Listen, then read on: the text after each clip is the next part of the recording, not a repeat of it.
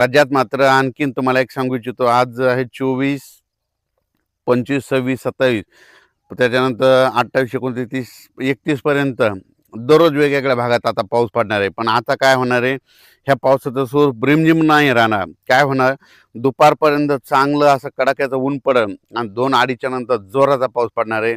म्हणून हा अंदाज सर्व शेतकऱ्यांना लक्षात यायचा. राज्यात सांगायचं झालं तर पूर्व विदर्भ, पश्चिम विदर्भ, दक्षिण महाराष्ट्र, उत्तर महाराष्ट्र, कोकणपट्टी, खानदेश, मराठवाडा सगळीकडे आणखीन जवळपासनं 5 ऑगस्टपर्यंत, म्हणजे आज 24 पासून 5 ऑगस्टपर्यंत दररोज वेगवेगळ्या भागात विखुरलेल्या स्वरूपाचा पाऊस चालूच राहणार आहे. म्हणून हा अंदाज लक्षात द्यायचा. शेतकऱ्यांनी जशी वेळ भेटेल तशी शेतीची कामे करून घेणे, पण हे एक सगळ्यात महत्त्वाचं आहे.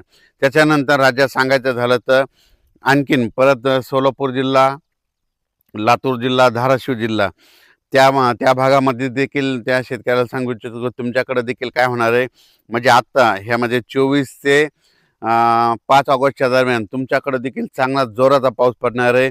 म्हणून हा अंदाज लक्षात घ्यायचा, कारण की तुमच्यासाठी ही आनंदाची बातमी. त्याच्यानंतर विदर्भामध्ये देखील काय होणार आहे, आज 24 पासून ते 5 ऑगस्टपर्यंत दररोज वेगवेगळ्या भागात विखुरलेल्या स्वरूपाचा पाऊस पडणार आहे. दुपारपर्यंत चांगलं कडाक्याचं ऊन पडणार, पण दुपारी 2:30-3च्या नंतर जोराचा पाऊस येणार. म्हणून हा अंदाज सर्व शेतकऱ्यांना लक्षात घ्यायचा. त्याच्यानंतर मराठवाड्यामध्ये परभणी जिल्हा, लातूर जिल्हा, बीड जिल्हा, धाराशिव जिल्हा, जालना जिल्हा, संभाजीनगर, हिंगोली जिल्हा ह्या पट्ट्या परभणी मराठवाड्यातल्या शेतकऱ्याला सांगू इच्छितो की मराठवाड्यात देखील काय होणार आहे, असं चांगलं दुपारपर्यंत कडक ऊन राहील, पण 2:30-3च्या नंतर ते रात्रीपर्यंत मग जोराचा पाऊस पडणार आहे. म्हणून हा अंदाज लक्षात घ्यायचा. हा पाऊस दररोज एकदाच सगळीकडे येणार नाही, दररोज वेगवेगळ्या भागात आणखीन जवळपास 5 ऑगस्टपर्यंत असंच विखुरलेल्या स्वरूपाचा राहणार आहे. पण जे आता एवढा मोठा म्हणजे मुसळधार इतका जोराचा पाऊस नसणार आहे.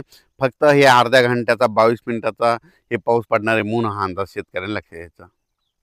तर आता जास्त पाऊस कुठं पडणार आहे, तर तुम्हाला एक सांगू इच्छितो, जास्त पाऊस सांगायचं झालं तर म्हणजे कोकणपट्टीपासून ते पालघर, म्हणजे रत्नागिरी पासून ते पालघरपर्यंत तिकडं मात्र पावसाचा जोर असाच कायम राहणार आहे 31 ऑगस्टपर्यंत, आपलं 31 जुलैपर्यंत. म्हणून हे अंदाज लक्षात घ्यायचा. म्हणजे रत्नागिरी, पुणे ते कोकणपट्टी घाटमाथा ते पाऊस चालू राहणार आहे.